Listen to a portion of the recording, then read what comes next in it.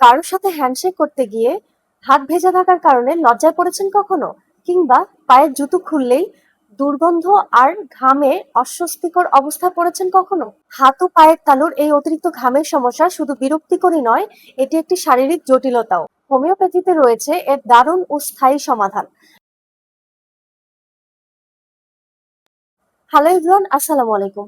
আজ আমরা এই ভিডিওতে জানবো হাত পায়ের তালু ঘামলে, যদি অতিরিক্ত ঘামে, সেক্ষেত্রে কোন কোন হোমিওপ্যাথি ঔষধের মাধ্যমে এই সমস্যাগুলোর সমাধান করা সম্ভব হয়।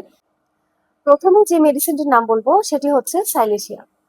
এই মেডিসিনটি তাদের জন্য প্রযোজ্য হয় যাদের প্রচুর পরিমাণে হাত ও পায়ের তলায় ঘাম হয় এবং ঘামে অত্যন্ত ব্যাড স্মেল থাকে।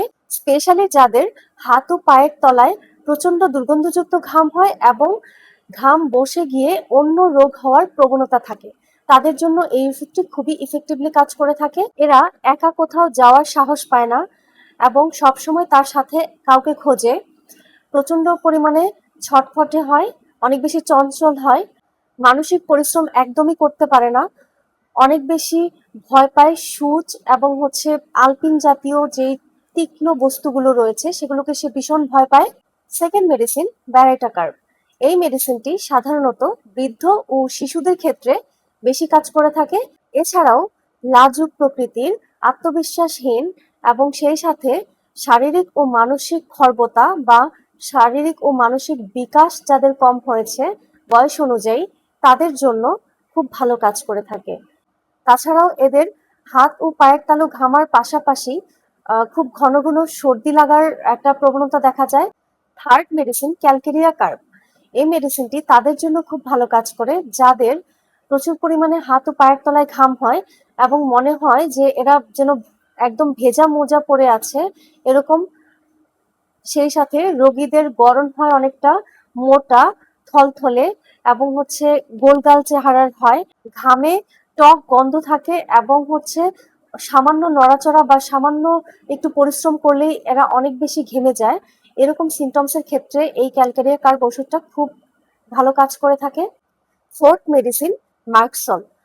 এই মেডিসিনটি তাদের জন্য খুব ভালো কাজ করে যাদের শুধু হাত পায়ের তালু না, হাত পায়ের তালু সহ সারা শরীর প্রচন্ড পরিমাণে ঘামে এবং সেই সাথে ঘামলে কষ্ট কমার বদলে কষ্ট আরো অনেক বেশি বেড়ে যায়। রাতে বিছানার গরমে তাদের ঘাম এবং কষ্ট দুটোই বেড়ে যায়। ঘাম চটচটে দুর্গন্ধযুক্ত ও কাপড়ে দাগ লেগে যায় এবং অনেক বেশি পিপাসা থাকে। Fifth medicine psorinum. এই মেডিসিনটি তাদের জন্য ভালো কাজ করে যাদের গ্রীষ্মকাল ও বর্ষাকালে প্রচুর পরিমাণে হাত পায়ের তলায় ঘাম হয় এবং দুর্গন্ধযুক্ত ঘাম হয়, ভীষণ শীতকাতর ও কোষ্ঠকাঠিন্য ধাতুর হয়ে থাকে এবং এরা ঠান্ডা একদমই সহ্য করতে পারে না, দেখতে অনেকটা হালকা পাতলা গরনের হয়। এই সমস্ত সিমটমসের ক্ষেত্রে এই ওষুধটি খুবই ভালো কাজ করে থাকে। এরপরে আসি সালফার। এই ওষুধটিও খুব ভালো কাজ করে এই হাত পায়ের তালু ঘামার সমস্যার ক্ষেত্রে।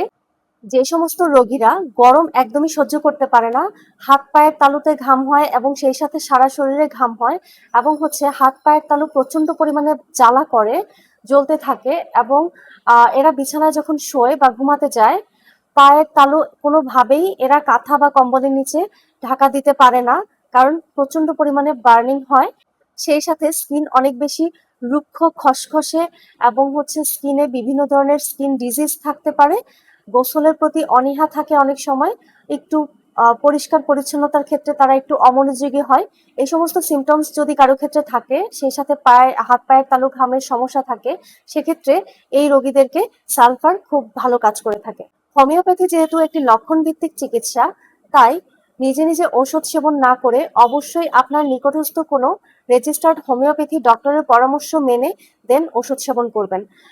আজ এ পর্যন্ত, দেখা হচ্ছে পরের ভিডিওতে নতুন কোনো প্রবলেমের সলিউশন নিয়ে। আপনাদের যদি কোনো কিছু জানার থাকে তাহলে অবশ্যই কমেন্ট সেকশনে প্রশ্ন করতে পারেন।